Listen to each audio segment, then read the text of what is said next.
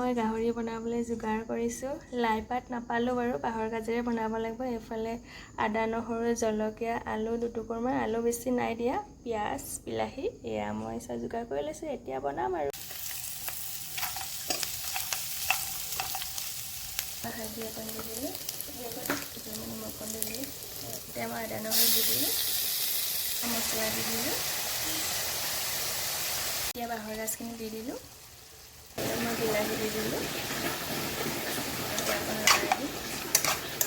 বাঁহৰ গাজ দি হোৱা নাই, হ'বলৈ চটকাটকৈ দেখাইছোঁ দেই। গাজ লংকৈ দেখালে আপোনালোকে চাবলৈ আমনি পাব যে, সেইকাৰণে। আৰু লাই পাতেৰে বনাম বুলি ভাবিছিলোঁ, লাই পাত নাপালোঁ বজাৰত, আজি বাঁহৰ গাজেৰে বনালোঁ।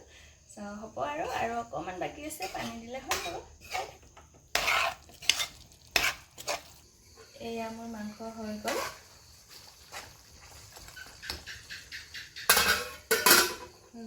ৰাতিৰ ভাতৰ থালখন আৰু মই এনেকৈ খালোঁ। আৰু এয়া গাহৰি বাঁহৰ গাজেৰে, আৰু এয়া গাহৰি ড্ৰাই ফ্ৰাই বনাইছিলোঁ বাৰু, দেখুওৱা নহ'ল। মই এনেকৈ খালোঁ।